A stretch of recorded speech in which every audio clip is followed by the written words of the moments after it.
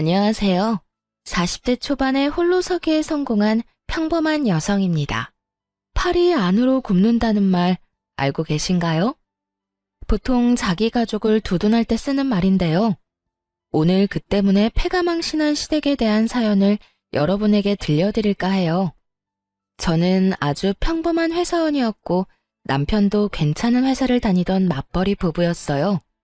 시댁에는 시부모와 시누이가 있었죠.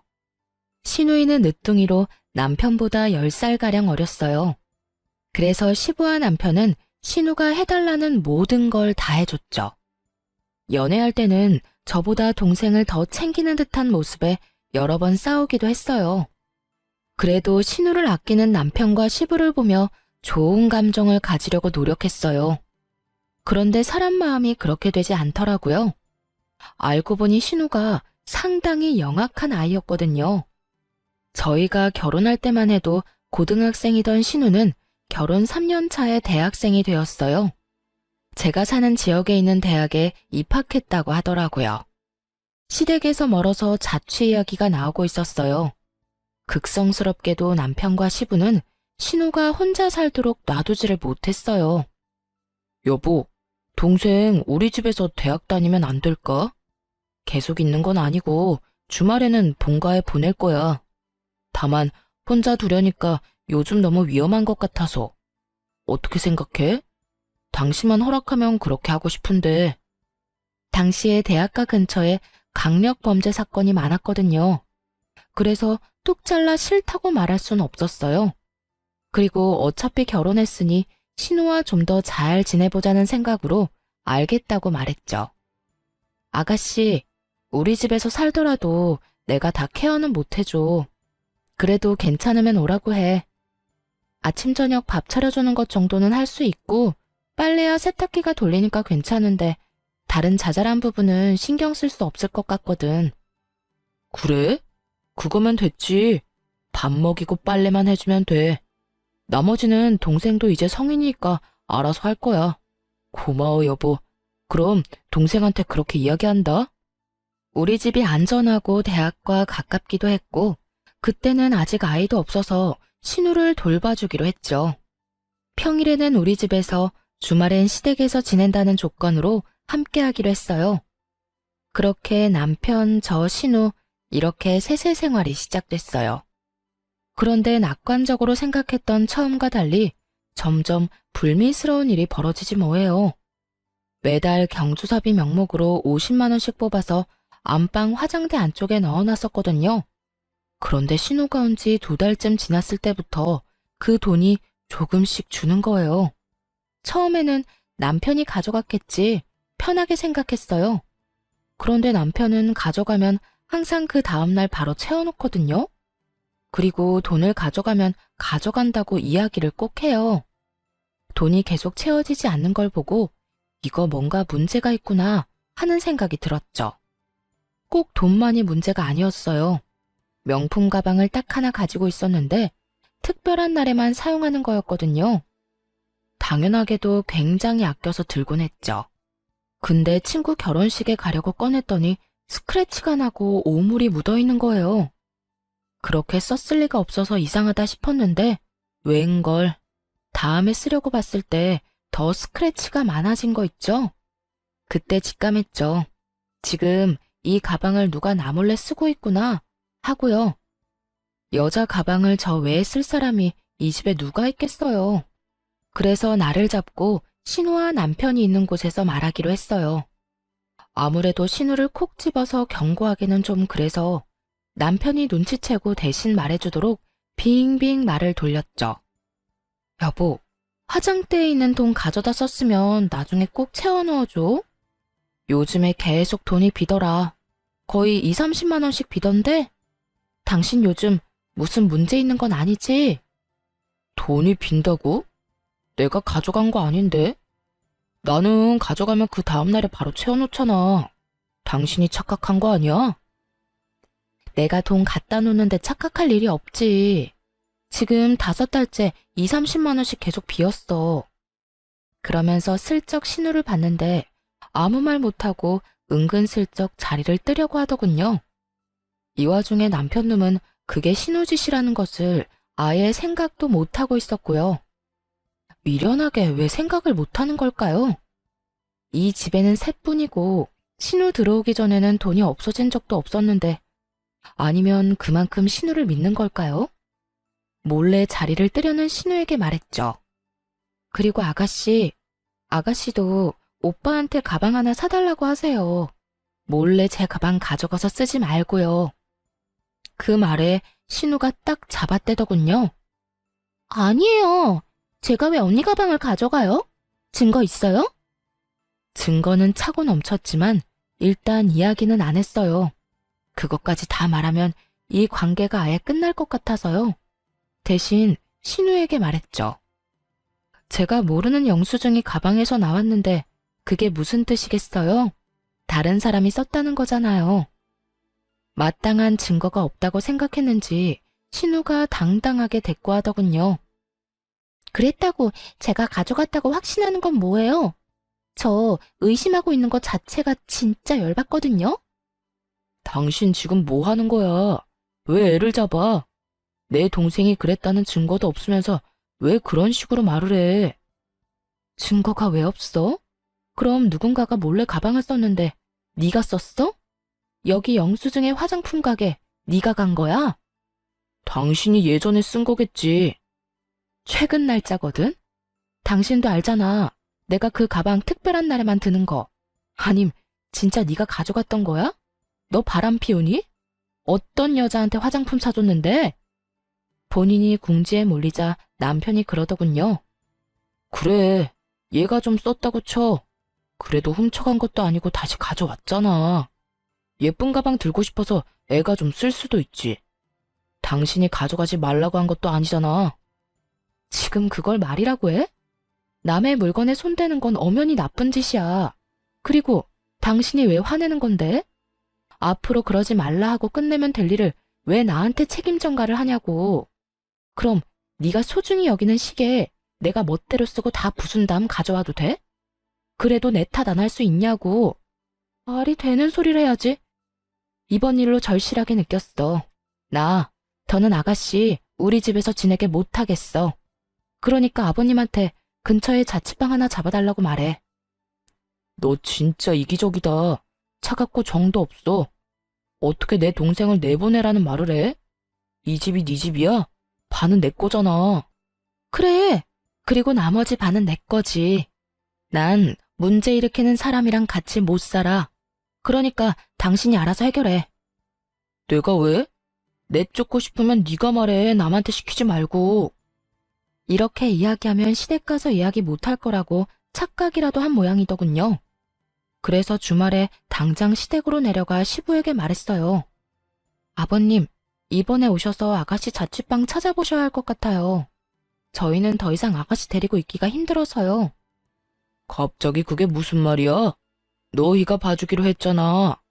밥하고 빨래만 너희 거 하면서 같이 해주면 되는데 그게 뭐가 그렇게 힘들어? 그건 안 힘들어요.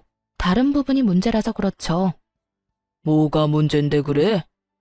이런 말 드리기 좀 그렇지만 아가씨가 저희 집 물건을 좀 함부로 써요. 제 물건 함부로 가져다 쓰는 건 그렇다 칠게요.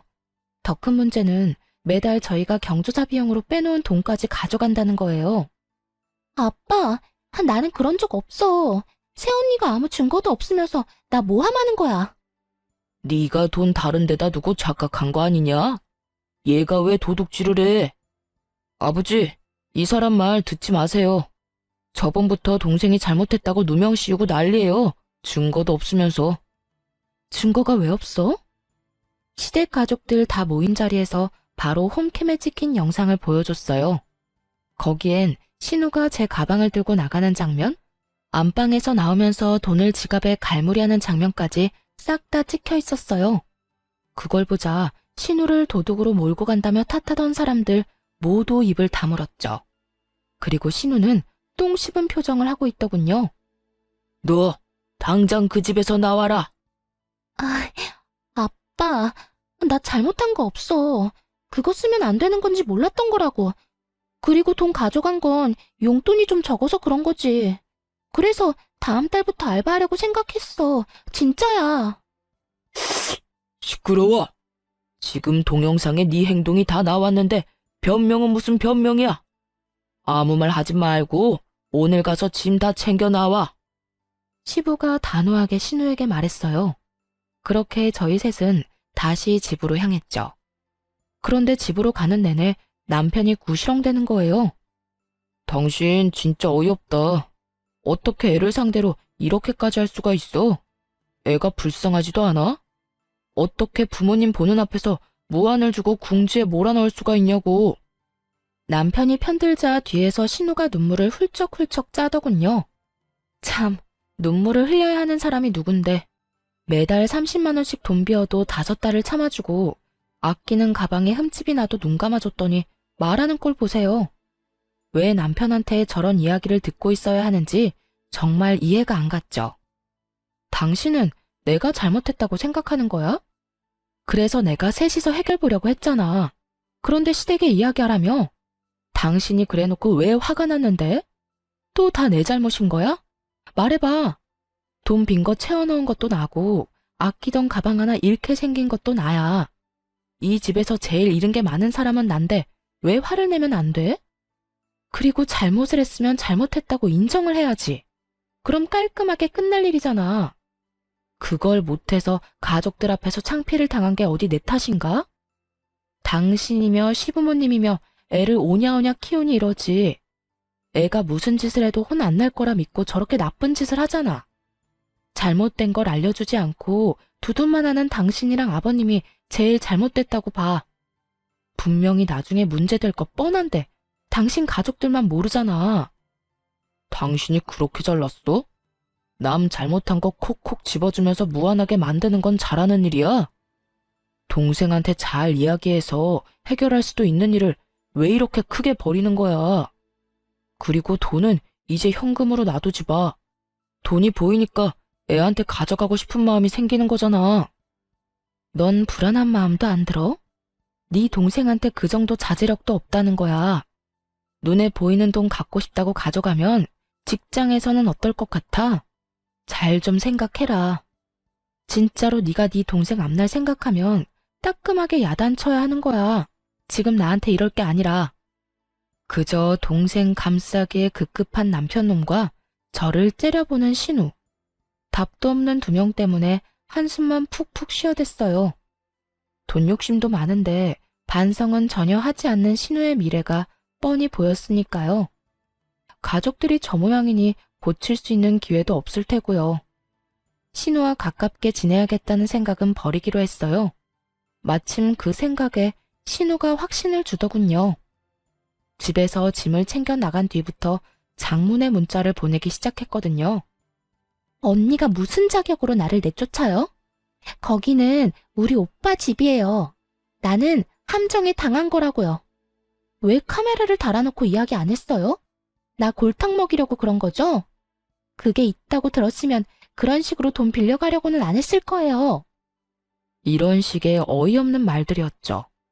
당연히 그 뒤에는 제 욕도 덧붙여져 있었고요. 새언니라고 부르기도 역겨워서 이제는 아줌마라고 부를게요. 아줌마, 저 아줌마 절대로 용서 못해요. 우리 오빠랑 헤어지도록 만들 거예요. 그리고 이런 식으로 신우 골탕 먹이는 거 아줌마네 엄마도 알아요? 나중에 아줌마도 나처럼 가족들 앞에서 죽을 만큼 부끄럽게 될 줄 알아요. 하긴 아줌마네 가족도 똑같이 뻔뻔하겠지. 안 그래요? 오빠는 왜 이런 사람이랑 결혼했는지 몰라? 2번 다시 내 앞에 얼굴 보이지 마세요. 하나부터 10까지 일방적인 비방만 가득한 문자였습니다. 그리고 자기가 잘못했다는 말은 하나도 없더군요. 답장은 단 한 번도 보낸 적 없어요. 처음에는 허공에 대고 쇼하는 것 같았는지 더 심한 욕설을 보냈는데 다 무시했더니 그 뒤로는 보내지 않더군요. 대신 그 문자와 전화 내용을 고스란히 저장해뒀어요. 언젠가는 쓰일 거라는 생각이 들었거든요. 그렇게 신우와는 사이가 멀어졌어요. 동시에 시부모와도 서먹해졌죠. 그분들은 어른인 제가 신우를 감싸주지 못했다며 탓하고 싶었던 모양이에요. 신우가 잘못했다는 걸 뻔히 알면서도 말이에요. 하지만 실제로 피해를 입은 건 이쪽이니까 뭐라 말은 못하더군요. 쪼잔하게 행동과 표정으로 탐탁치 않아 한다는 걸 보여줄 뿐이었죠. 그리고 신우는 대학 2학년 때 중퇴를 했어요. 본인 말로는 취직이 됐다며 서울로 향했는데 딱히 큰 기대는 하지 않았어요. 잘 다니던 대학을 그만두면서까지 갈 직장이 대체 어디라고요? 남편과 시부만이 좋은 곳에 갔을 거라며 좋아하더군요. 그런데 신우가 직장에 취직한 후 180도로 달라진 모습으로 연락을 해오더군요. 한껏 나를 세우며 얼굴 보이지 말라던 건 까맣게 잊고 말이죠. 언니, 잘 지내요? 요즘 많이 바쁘죠? 제가 취직한 건 알고 있죠? 사실은 오빠한테도 곧 말할 건데 투자와 관련된 회사에 취직을 했어요. 그래서 짜투리 돈이라도 있으면 저희 쪽으로 투자하라고 연락한 거예요. 수익 진짜 확실하고요. 가족이니까 더 잘해줄 자신 있어요. 딱 들으니 의심스러운 말투였지만 웃으며 이야기했죠. 아가씨, 그런 돈이 있으면 이렇게 힘들게 살겠어요? 남편도 얼마 전까지 실직 상태였던 건 알죠? 6개월 동안 저 혼자 벌어서 생활하느라 돈이라고는 눈 씻고 봐도 없어요. 그때 빌린 돈 갚느라 힘들고요. 만약 돈이 생기면 직접 아가씨한테 연락할게요. 그렇게 돌려서 거절했어요. 남편이 중간에 갑작스럽게 퇴사를 하고 나오는 바람에 실제로 돈도 없었고요.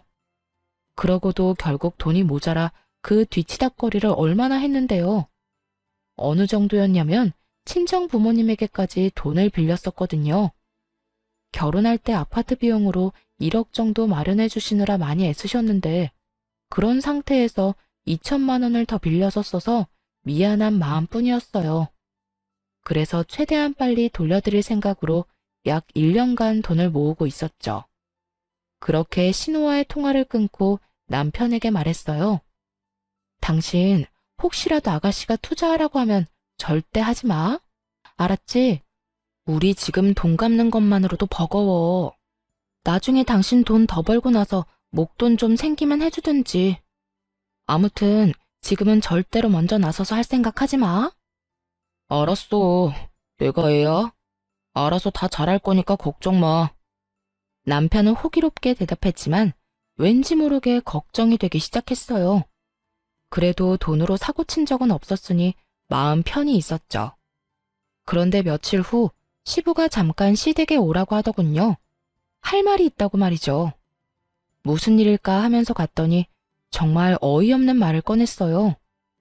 막내가 일하러 서울로 갔는데 자취를 해야 한다고 하네.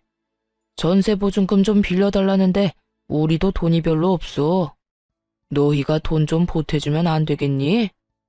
그냥 달라는 건 아니고 빌려달라는 거야. 두 사람을 데려다 놓고 말하고 있었지만 실상은 저한테 하는 말이었어요. 남편이었다면 말할 것도 없이 무조건 빌려줬을 테니까요. 그래서 딱 잘라 거절했죠. 아버님, 죄송한데 안 될 것 같아요. 결혼 후에 남편이 실직하고 힘들 때 친정에서 돈을 좀 빌렸었거든요. 원래 쓸 곳이 있는 돈이어서 저희가 빨리 돌려드려야 해요. 아니, 꼴랑 6개월 쉬었는데 무슨 돈을 빌려? 너희 돈 모아둔 거 하나도 없었어? 결혼할 때 남편이 대출을 많이 끼는 바람에 대출금이 워낙 많아서요. 사실 제가 버는 것만으로는 생활비도 감당이 안 됐거든요. 게다가 실업급여도 받을 수 없었다고 했고요. 그래서 돈이 하나도 없는 거야? 너희 진짜 이렇게 살아서 어쩌려고 그러냐? 미래 좀 생각하면서 살아야지. 그러게 말이에요. 이런 변수가 있으면 돈 모으기가 어렵잖아요. 그냥 좀 참고 일하든 아니면 다른 직장 알아보고 나오든 해야 했는데 자기 마음에 안 든다고 남편이 무턱대고 나와버렸으니 어쩌겠어요. 게다가 오랫동안 일한 것도 아니고요. 남편은 결혼할 때 퇴사를 하고 그 퇴직금을 결혼 비용으로 사용했었어요. 그 다음 회사에서 3년을 일하다가 자기랑 안 맞는다고 때려치우고 나온 거예요. 그러니 실업급여도 못 받고 퇴직금은 얼마 되지도 않았죠. 그렇게 나와서 6개월간 취직은 못했지. 돈은 매달 빠져나가지. 혼자 돈을 벌어야 했던 저까지 힘든 상황이었죠. 자기 아들 잘못이니 시부도 더 말을 못하더라고요. 시댁에서 나오면서 남편에게 말했어요. 통장에 모아둔 돈 있지? 그거 나한테 줘. 다음 달 월급이랑 보너스 나오면 2천만 원 만들어서 엄마한테 보내주게. 그 돈 꼭 지금 줘야 해? 어머님이 우리한테 지원해 주신 걸 수도 있잖아. 전화해서 한번 여쭤봐. 그냥 주신 거 아니었냐고. 갑자기 그게 무슨 소리야? 너 설마 그 돈 썼어?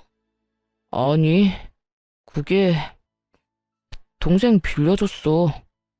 미쳤어? 그 돈을 왜 네가 맘대로 빌려줘? 그럼 어떡해, 동생이 급하다는데. 나라고 그냥 아무 생각 없이 줬겠어? 솔직히 당신도 그냥 말만 그렇게 한 거잖아. 무조건 친정에 갚도록 만들려고. 원래 이런 돈은 그냥 고맙습니다 하고 받아서 쓰는 거야. 그거 우리 부모님 전세 재계약할 때 쓸 자금이거든? 미친놈아! 네가 뭔데 우리 부모님 돈을 멋대로 쓰고 난리야. 이미 빌려줬어. 그건 당신이 알아서 처리해. 그리고 부모 자식끼리 돈 좀 빌려주고 늦게 갚을 수도 있는 거지. 미친놈. 답이 안 나오더라고요. 너무 열받아서 그 다음날 연차 쓰고 집에 와서 뭘 했는 줄 아세요? 남편이 아끼는 물품들 사진 찍어서 중고 어플에 올렸어요. 고가의 시계부터 얼마 전에 직접 구매한 스타일러까지 싹 다요. 그리고 남편에게 어플 캡처를 보내주며 돈 안 갚으면 이것들 진짜 팔겠다고 했죠. 남편이 기겁하고 전화를 하더군요. 당신 미쳤어? 그걸 왜 팔아? 아직 할부도 다 안 끝난 건데. 너는 그럼 내 허락 받고 그 돈 아가씨한테 빌려줬어? 네가 한 짓이랑 똑같은 짓 한 거야. 당장 돈 가져와. 안 그러면 지금 여기 세워져 있는 당신 차도 팔아버릴 테니까. 아니, 동생한테 돈 좀 빌려줄 수도 있지. 다른 데 쓰는 거 아니고 전세 보증금이라잖아. 사람이 왜 이렇게 못났어? 그럼 당신은 우리 엄마 아빠 책임질 거야? 전세 재계약 못해서 길거리에 나앉으면 책임질 거냐고. 이쪽도 생계가 걸린 문제야. 아가씨 도와줄 돈 없으면 대출을 받든가 하지. 왜 친정돈을 건드리는 건데? 내가 책임지면 되잖아. 거짓말인 거 다 알아. 전세 계약금을 누가 2천만 원이나 올려받아? 장인 장모가 그 집에서 얼마나 사셨는데 말이 되는 소리를 해야지. 네가 친정에 돈 갚아주고 싶어서 그러는 거지? 네가 책임진다고? 그래, 그렇게 되면 책임진다고. 그러니까 내 물건들 팔 생각 절대 하지 마. 어쨌든 돈은 절대 못 돌려준다 이 말이지? 대신에 책임진다고. 뻔뻔한 남편의 말에 너무 열받았어요. 책임지겠다? 말은 누가 못해요. 그래서 친정 부모님한테 우리 집으로 들어오시라고 했어요. 전세 재계약 기간이 2달 정도 남긴 했는데 그 전에 돈을 돌려받아야 하잖아요. 부모님이 집으로 오시니 남편놈 얼굴이 가관이더군요. 당장 들어오실 줄은 생각도 못했던 것 같더라고요. 책임진다며. 앞으로 2달 안에 돈 안 주면 이렇게 계속 살 거야. 얼굴 좀 보고 익숙해지라고 부모님 불렀어. 아이고, 이서방. 잘 부탁하네. 빌려간 돈만 돌려주면 우린 다시 돌아갈 거니까 너무 걱정 말고. 자네가 어련히 다 알아서 잘하게 했지. 그렇지 않은가? 친정아버지 말에 남편놈이 열받아서 저를 끌고 밖으로 나가더군요. 당신 미쳤어? 장모님이랑 장인어른을 여기 데려오면 어떡해? 책임진다며. 돈 안 갚는 대신에 책임진 데서 모셨어. 당신 말대로 했는데 뭐가 문제야? 아, 당신 진짜 너무한다. 동생한테 빌려준 게 그렇게 고가웠어? 이해해줄 때도 됐잖아. 난 이해 못하겠으니까 혼자서나 이해하시고요. 돈이나 다시 달라고 해. 허락도 없이 남의 돈으로 선심 쓴 주제에. 돈 넘지 마. 너 이 돈 받아가면 우리 이혼이야. 아무리 그래도 이건 좀 아니지. 나도 여태 많이 참았어. 네가 내 욕하고 우리 집 무시한 거 모를 줄 알았어? 이미 동생한테 이야기 다 들었거든. 그나마 당신이 우리의 엄마라서 여태 참았던 것뿐이야. 맹세코 신우에게 그런 이야기를 한 적 없어요. 솔직히 하고 싶은 말은 너무도 많았지만 참은 거죠. 남편 욕이 제 얼굴에 침 뱉는 것밖에 안 된다는 걸 아니까요. 그래서 친구나 가족한테 말도 못하고 끙끙 앓을 수밖에 없었어요. 게다가 사이가 나빠서 연락도 안 했던 신우한테 그런 이야기를 했다? 신우 연락은 무시하면 무시했지 누가 붙잡고 미주알 고주알 이야기한대요? 그러고 싶은 마음조차 없었는데 이런 말을 들었다 하니 참 웃긴 일이었죠.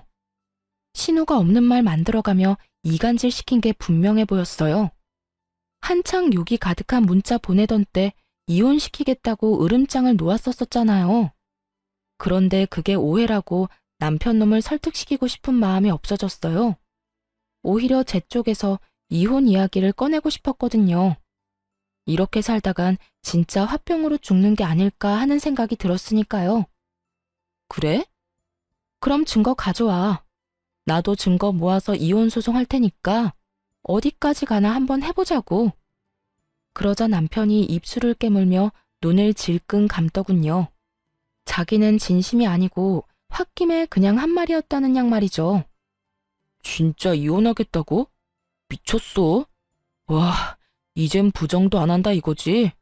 알았어. 소송하자면 누가 무서워할 줄 알고? 그렇게 치열한 이혼 소송에 들어갔어요. 정말 피말리고 힘든 시간들이었어요. 최대한 많은 권리를 가져오려고 얼마나 노력을 했는지. 집 살 때 낸 돈, 친정에서 빌린 돈, 위자료, 양육권의 친권까지 하나도 놓치지 않고 챙기느라 정말 힘들었어요. 그나마 다행이었던 건 그걸 다 챙길 수 있었다는 거였죠. 사실 증거는 차고 넘쳤거든요. 신우가 저를 무시하고 욕한 문자는 수두룩했지만 제가 시댁을 욕하고 무시했다는 문자는 전혀 없었으니까요. 하지도 않은 일에 증거가 있을 수는 없었으니 당연한 결과였죠. 그렇게 남편과는 깨끗하게 이혼했어요. 받아낸 돈과 친정 전세금을 합쳐서 도시 외곽에 전원주택을 사서 들어갔어요. 아이는 부모님과 함께 키우며 제가 버는 돈의 반을 들여 생활했고요. 혼자 벌어서 네 사람이 먹고 살아야지만 그럭저럭 살만했어요. 부모님 앞으로 나오는 연금도 있었고 집 대출금도 없었으니까요. 또 부모님이 애를 봐주니 야근을 할 수 있게 돼서 야근 수당도 톡톡히 챙겼죠. 부모님에게는 항상 죄송한 마음이었어요. 대신 그만큼 잘해드리려고 함께 여행도 자주 가고 맛있는 식사도 대접해드렸죠. 오히려 남편과 있을 때보다 더 마음 편하게 살 수 있게 됐어요. 그런데 이혼 후 몇 달이 지난 어느 날 회사 앞에 전신우가 찾아왔더군요.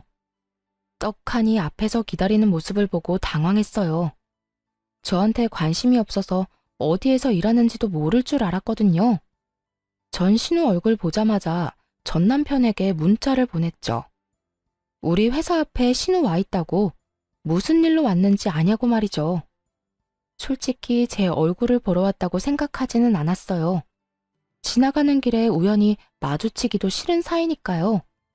그런데 눈이 마주치자 전신우가 다가와 인사를 하더군요. 오랜만이에요. 잠깐 이야기할 수 있어요? 그렇게 말하며 회사 근처 카페로 가자고 했어요. 카페 안으로 들어가자 전 남편에게 전화가 오더군요. 왠지 찜찜해 전화를 받아서 대답은 하지 않고 휴대전화를 탁자 위에 올려뒀어요. 그러자 전신우가 먼저 말을 꺼냈어요. 언니, 이혼하니까 어때요? 혼자서 애 키우면서 돈 버니까 힘들죠? 그런 말 하려고 나 불렀니? 그건 아니고 오빠가 제 부탁 들어줘서 이혼한 거 혹시 알고 있어요? 언니도 어지간히 오빠한테 밉보였었나 봐요. 언니가 오빠랑 부모님 욕했다고 몇 마디 하니까 금방 화내면서 넘어오던데. 오빠도 평소에 얼마나 대접 못 받았으면 홀라당 넘어가서 이혼하자고 했나 싶네요. 사실 제가 한마디만 더 하면 오빠 마음 다시 바꿀 수 있어요. 저 때문에 이혼까지 바로 한 거잖아요. 아무리 봐도 지금 언니 힘들게 지내는 것 같은데. 오빠랑 다시 잘해보고 싶으면 나한테 돈 좀 줘요. 그럼 우리 오빠랑 재회하도록 해줄게요. 그때 그 일이 오해였다고 하면 오빠도 마음 돌리지 않겠어요? 그 이야기 듣는데 헛웃음이 다 나오더군요. 뭐? 오빠랑 다시 살게 해줘? 맞아. 우리가 이혼한 건 너 때문이긴 하지. 근데 네가 한마디 했다고 헤어진 건 아니야. 네가 우리 사이 이간질하는 거짓말 했을 때도 이미 알고 있었어. 오해라고 말할 수 있었는데 안 했다고. 이혼은 내가 더 하고 싶었거든. 그리고 내 안에 네 오빠에 대한 마음 같은 건 이제 하나도 없거든? 진짜 새끼 손톱만큼도 남은 게 없어. 나한테 와서 이렇게까지 말할 정도면 너도 어지간히 돈이 급하긴 했구나. 근데 어쩌지? 돈 빌려줄 생각 전혀 없어. 그러니까 구걸하고 싶으면 다른 데서 해. 그렇게 말하자 전신우가 눈에 불을 켜고 달려들더군요. 구걸? 내가 왜 구걸을 해요? 나는 단지 언니랑 오빠를 다시 이어주고 수고비로 좀 받으려고 한 것뿐인데. 누가 이어지고 싶댔니? 그리고 너 아직도 무슨 투자회사라는 곳에서 일해? 그때 엄청 좋은 데로 가지 않았어? 네 말대로 투자해서 돈 많이 벌었을 텐데 이건 무슨 상황이야? 할 일도 없이 이혼한 오빠 전처 찾아와서 어이없는 말이나 하고 뭐 하는 거냐고. 그건 언니가 상관할 일이 아니죠. 지금 나보다 언니가 더 급한 거 아니에요? 내가 얼마나 돈 많이 버는지는 알아요? 아무것도 모르면서 입 놀리지 마요. 그래. 그런데 나한테까지 와서 돈 달라고 하는 거 보니까 다 알겠네. 어디 또 무슨 이상한 다단계 회사에 걸렸겠지. 지금 본전도 못 찾고 넣기만 하고 있나 봐. 더 이상 할 말 없지? 그 말을 하며 탁자에 놓여있던 핸드폰에다 말했어요. 당장 네 동생 데리고 가. 말도 안 되는 얘기 늘어놓는 거 당신도 들었을 거 아냐. 그 말을 하자마자 카페 문이 열리면서 전 남편과 전 시부가 들어오더군요. 아까 문자로 장소도 함께 보냈는데 이렇게 일찍 도착한 걸 보면 바로 여기로 향한 모양이었어요. 그런데 두 사람 몰골이 참 상거지가 따로 없더군요. 전 시부와 전 남편을 보더니 전 신우가 황급히 일어나 도망치려고 했어요. 그러자 전 시부가 달려가 전 신우를 붙잡았어요. 야, 너 왜 여기 와서 이러고 있어? 당장 집에 가. 지금 여기서 이럴 때가 아니야. 돈 어떻게 된 거야, 응? 우리가 너한테 투자하라고 준 돈 말이다. 진짜로 너 다단계에 돈 넣었어? 전 시부가 전 신우에게 윽박 지르는 거 처음 봤어요. 표정이 완전 악귀가 따로 없더군요. 그런데 전 신우가 눈 하나 깜빡하지 않고 대들었어요. 그런 거 아니라고 했지? 진짜 투자한 거라고. 그리고 투자했으면 손실이 좀 나더라도 감안해야 하는 거 아니야? 원금보다 더 많이 돌려받을 거라는 보장을 한 적은 없잖아. 어쩌면 많이 받을 수도 있다고 한 거지. 쓰레기 입에서 나온 쓰레기 같은 말에 저도 모르게 풋 하고 웃어버렸어요. 그러자 전 남편이 그러더군요. 미안하다. 얘 찾고 있는 중이었는데 연락해줘서 고마워. 애는 잘 크고 있지? 잘 크고 있어. 아빠라는 단어는 입 밖에도 안 꺼내니까 당신이 걱정할 필요는 없고. 근데 동생은 왜 찾고 있었던 거야? 전 남편은 난감한 듯 한숨을 푹 쉬며 말하더군요. 그게 돈을 좀 많이 빌려줬는데 그 뒤로 잠수를 탔거든. 그 바람에 아버지가 많이 고생하셨어. 그래서 당신 연락 받자마자 아버지랑 같이 온 거야. 그런데 나 궁금한 게 하나 있는데 당신 동생이 나랑 당신 사이 이간질한 거 알고 있었다며. 그런데도 왜 나랑 이혼한 거야? 그걸 몰라서 물어? 동생 자취해야 한다고 우리 집에 줘야 할 돈을 멋대로 동생한테 줘버렸잖아. 당신이 나 몰래 돈 빼돌려서 쓸 사람이 아닌데 말이야. 당신 가족 모두 당신 동생한테 간이며 쓸개며 다 빼줄 것처럼 구는데 딱 봐도 조만간 집 망하겠구나 싶었지. 게다가 신우가 우리 집에서 벌인 일도 있었고. 나는 신우를 못 믿었고 당신은 신우를 너무 믿었던 거야. 그 거리를 도저히 메울 수가 없겠더라고. 게다가 신우가 돈 좀 빌려달라고 투자하라고 말할 때부터 불안했어. 사이가 안 좋은 나한테도 그러니까 욕심이 많구나 하는 생각도 들었고. 당신이 그게 오해였다고 한마디라도 말했으면 난 이혼 안 했을 거야. 전 남편이 한껏 억울한 듯 소리를 지르며 말하더군요. 그의 힘껏 고개를 저으며 말해줬죠. 아니, 넌 분명히 내 말 못 믿고 동생 말 믿었을걸? 먼저 마음을 닫은 쪽은 너야. 그래서 나도 이혼 이야기 나왔을 때 굳이 오해를 정정 안 한 거고. 네가 나를 못 믿는데 왜 내가 그런 이야기를 해줘야 해? 그럴 필요 못 느꼈어. 그걸로 답이 됐어? 돈을 얼마나 뜯겼는지는 모르겠지만 왜 내 탓을 하는지 모르겠어. 그리고 처음에 이야기했지. 당신 동생이 뭐라고 하든 투자 같은 거 하지 말라고 신신당부를 했잖아. 그때 뭘 했어? 알아서 한다고 그랬어, 안 그랬어? 그래서 이 꼴이 난 거야? 대체 얼마나 뜯어갔길래 두 남자가 여자애 하나 붙잡으려고 뛰어왔을까 싶네. 그래, 내 탓이지. 당신 말 믿고 동생 멀리 했으면 이런 일 없었을 텐데. 나 사실 당신이랑 이혼하고 나서 집 한 돈 동생한테 다 투자했어. 아버지도 있는 돈 없는 돈 다 끌어서 투자하고. 처음에는 이자람에 얼마씩 주더니 3달 뒤에 연락 뚝 끊고 사라지잖아. 우리가 얼마나 놀랐는지 알아? 나중에 알았어. 동생이 다단계에 빠져서 거기 돈 다 집어넣고 있던 거. 게다가 한두 명이 당한 것도 아니야. 동생 지인들도 다 넣었는지 매일같이 우리 집 앞에 와서 난리야. 돈 내놓으라고. 뭐 돈이 있어야 주지. 우리도 동생한테 다 뜯겼는데. 들어보니 참 딱한 사정이긴 하더라고요. 전신우는 아직도 그게 다단계가 아니라고 오히려 통장에 더 넣어야 한다며 돈을 모으고 있는 상황이라고 하더군요. 통장이 있다는 것도 그 다단계 회사의 주장일 뿐이래요. 수익도 마찬가지로 거기서 주장하는 것일 뿐이랍니다. 어차피 출금이 불가능한 돈이라서 자기 손에는 한 푼도 안 남는다는데 그걸 알고도 모른 척 하는 건지 진짜 모르는 건지 모르겠어요. 집을 풍비박산 내놓고도 정신을 못 차린 것 같았죠. 그렇게 전 시부와 전 남편은 돈만 넣고 있다가 전 신우가 사라지니 깜짝 놀랐겠죠. 혹시라도 돈 떼먹고 도망갈까봐 급히 신우를 찾아다녔던 거라고 하더군요. 뭐 세간살이 팔아서 다단계에 돈 집어넣었다고 하면 이미 볼장 다 본 거죠. 전 남편이 그러더군요. 당신은 다 알면서 혼자만 빠져나간 거였어. 한마디라도 해줬으면. 해줬더라도 그게 네 귀에 들어갔겠어? 내 욕만 한 바가지 했겠지. 내가 그랬지? 동생이 나쁜 길로 가는 것 같으면 따끔하게 혼내야 한다고. 그래야 그런지 2번 다시는 못한다고. 그런데 오냐오냐만 하고 있으니 이 난리가 나지. 가족, 지인들 돈 빌려서 다단계에 투자하는 게 나쁜 건지 좋은 건지도 모르고. 너랑 네 부모님이 애를 이렇게 만든 거니 남 탓하지 마. 어차피 그때 넌 절대 내 말 안 들었을 거야. 나도 그걸 아니까 이혼한 거고.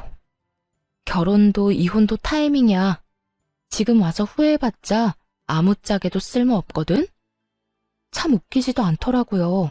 왜 남 탓을 하는지? 본인이 눈, 귀 다 막아놓고 이제 와서 왜 너만 빠져나갔냐? 라고 하냔 말이에요. 저도 편하게 빠져나간 건 아니잖아요. 실컷 시댁에서 욕먹고 가진 거라도 지키려고 악착같이 애쓰면서 벗어났는데 엄청 편하게 살다가 이기적으로 혼자서만 빠져나간 것처럼 말하다뇨. 하여튼 가해자들은 절대로 모르는 법이에요. 자기들이 얼마나 잔인했는지, 얼마나 맹목적으로 사람을 괴롭혔는지 말이죠. 그때 전 신우와 전 시부 쪽에서도 엄청 큰 소리가 들려왔습니다. 이거사, 내가 너를 어떻게 키웠는데 이렇게 배신을 해? 그 돈이 어떤 돈인지 알아? 이 아버지가 평생을 바쳐서 모은 돈이야. 그걸 홀라당 다단계에 다 갖다 바치면 어떻게 해? 이제 나한테, 아니, 너한테도 남은 거 없어? 왜 남은 게 없어? 지금 당장 출금 안 되는 것 뿐이라니까. 그리고 이미 넣은 돈으로 이렇게 호들갑 좀 떨지 마. 돈 나오면 준다니까. 그 돈이 언제 나올 줄 알고. 그리고 네가 또 돈을 넣으려니 하는 말 아니냐? 이제 그만해라. 이제라도 다 포기하고 네 인생 살아. 한 달 일하고 월급 받으면서 평범하게 돈 벌어. 너 이런 식으로 하다간 진짜 끝장이야. 그렇게 벌어서 언제 돈을 모아. 힘들게 일해서 푼돈 버는 거 난 못해. 아빠나 오빠나 그렇게 하든지. 쉬운 방법이 있는데 왜 어려운 길로 가? 그리고 나 돈 많다고. 내 계좌에 얼마나 많이 들었는지 보여줄까? 전신우는 절대로 그게 다단계가 아니라고 생각하는 것 같더라고요. 하긴 다단계에 빠진 사람이 쉽게 인정하지는 않겠죠. 사이트 터지고 피해자들이 여기저기 나타나면 그제야 당했다는 걸 알 테니까요. 그 전에는 아무리 주변 사람들이 이야기해줘도 안 믿는데요. 그저 돈 잘 버는 자기를 시기해서 하는 말이라고만 생각한다고 하더라고요. 그렇지만 전신우는 피해자인 동시에 가해자잖아요. 그러니 주변에서 아무리 말해도 듣지 않는 거겠죠. 죽었다 깨어나도 자기가 잘못했다는 걸 인정하고 싶지 않을 테니까요. 그렇게 돈이 많으면서 왜 사람들 만나서 돈을 빌려 이거 사? 그거 다단계야. 돈 절대 못 받는 거. 대학까지 가서 공부한 애가 왜 그걸 몰라? 중졸인 네 아빠도 아는 사실을. 너 지금 여기 와서 이럴 상황 아니야. 우리 집에 빚쟁이들이 얼마나 많이 찾아왔는지 알아? 지금 우리더러 돈 내놓으라고 네 가족이니까 책임지라고 아우성이야. 그건 어떻게 할 거야? 아, 몰라. 아빠랑 오빠가 어떻게든 해결해. 이제까지 문제 일으켜도 알아서 다 해결해줬잖아. 이번에도 그렇게 하면 되지. 뭐가 그렇게 큰일인데? 하던 대로 하라고 하던 대로. 그리고 나도 여기 온 거 그 사람들한테 돈 돌려주려고 그런 거야. 언니한테 돈 받아서 메꿔주려고 한 거라고. 근데 오빠는 도대체 뭘 어떻게 했길래 이렇게 정이 뚝 떨어지도록 만든 건데? 언니한테 뭐 여지라도 남겨놨어야 이용을 하든 말든 하지. 우와, 지켜보는데 머리가 다 아프더라고요. 쓰레기도 이런 쓰레기가 없었죠. 민폐갑, 진상대마왕, 이런 단어들이 절로 생각날 만큼 전신우의 행동은 민폐와 진상 그 자체였어요. 게다가 제 돈으로 빚쟁이들 돈 메워주려고 했다뇨. 그 빌어먹을 발상은 어디서 나오는 건지, 그리고 전 남편과 이간질하려고 그렇게 애썼으면서 도리어 지금은 자기 오빠에게 왜 여지를 남겨두지 않았냐는 소리까지 하더군요. 필터 없이 더러운 생각을 입 밖으로 내는 전신우를 보며 전 남편에게 말했죠. 참 잘 키웠다, 잘 키웠어. 만족하지? 너랑 네 부모님이 애 저렇게 만든 거야. 여동생이 싼 똥 열심히 치워봐. 직접 그런 미래를 만들었으니까. 너랑 이혼해서 정말로 마음이 놓인다. 안 했으면 어쩔 뻔했어? 이런 꼴을 나한테 보이면서 내 탓을 해? 너 양심은 있어? 내가 볼 때 저 정도면 병이야. 정신병원 입원이라도 알아봐야 하는 거 아니야? 하긴 말 안 해도 네가 잘 알아서 하겠지. 난 상관없는 사람인데 신경 쓸 필요는 없지. 전 남편은 쪽팔린 듯 고개를 숙이고 손바닥으로 연신 마른 세수만 하고 있더군요. 그런 아수라장을 두고 밖으로 나가며 전 남편과 전 신우에게 경고했어요. 이런 식으로 한 번만 더 찾아오면 만나주지 않고 경찰에 신고부터 할 거야. 그러니까 앞으로 연락하지 마. 이런 쓸데없는 데 시간 뺏기고 싶지 않거든. 지지고 볶고 싸우고 싶으면 가족들끼리 알아서 하라고. 그 뒤로 한두 달 뒤에 전 시댁 소식을 대충 듣게 됐어요. 전 신우는 제 말대로 정신병원 상담하고 입원하게 됐다고 하더군요. 본인도 어떻게 할 수 없다는 걸 잘 알고 있었던 것인지, 아니면 빚 독촉하는 사람들에게 돈 갚을 길이 없으니 도망간 것인지 모르겠지만 스스로 입원을 결정했다고 했어요. 남은 피해자들만 억울하게 된 거죠. 그리고 전 남편과 전 시부는 월세 들어 살면서 힘들게 빚 갚고 있다고 들었어요. 전 신우에게 있는 돈 없는 돈 다 퍼준 결과죠. 전 신우는 가족들 생각 안 하고 영혼까지 끌어다 다단계에 넣었던 거고요. 전 시부모는 자식을 제대로 못 키워서 결국 본인들이 일군 모든 걸 잃게 됐어요. 전 남편도 동생이 옆에서 소곤거리니까 확인도 안 하고 이혼했으니 졸지에 돌싱남의 거지남이 되었고요. 이거 보세요. 문제가 생기면 다른 사람들이 어떻게든 책임져주고 오냐오냐 해주는 통에 신우는 다단계라는 위험한 길을 고르는 최악의 선택을 했죠. 잠깐은 좋았겠지만 그 결과는 어땠나요? 결국에는 빚만 잔뜩 지고 사람들에게 쫓기기나 하는 인생이 되었잖아요. 내 가족이 소중한 건 너무나 당연하지만 그럴수록 지켜야 할 성과 예의를 잘 가르치는 게 중요하다고 생각해요. 이렇게 팔이 안으로 굽다가 결국은 패가망신하게 된 사람들도 있잖아요. 옆에서 아무리 말려도 듣지 않는다면 혼자서라도 빠져나오세요. 그게 제일 현명한 방법일 테니까요. 만약 여전히 결혼 생활을 유지하고 있었다면 저런 꼴을 직접 당했겠죠? 상상만으로도 눈앞이 캄캄할 정도예요. 그래서 요즘 아이에게 스스로의 행동에 대해 책임지는 법을 가르쳐주고 있어요. 스스로 책임지지 않으면 불이익과 제재를 받는다는 걸 알려주는 거죠. 엄마가 모든 것을 대신해 줄 수 없다고도 말해주고요. 그래야 최소한 다른 사람에게 피해는 주지 않는 어른으로 자라날 수 있을 테니까요. 글을 쓰다 보니 길어졌네요.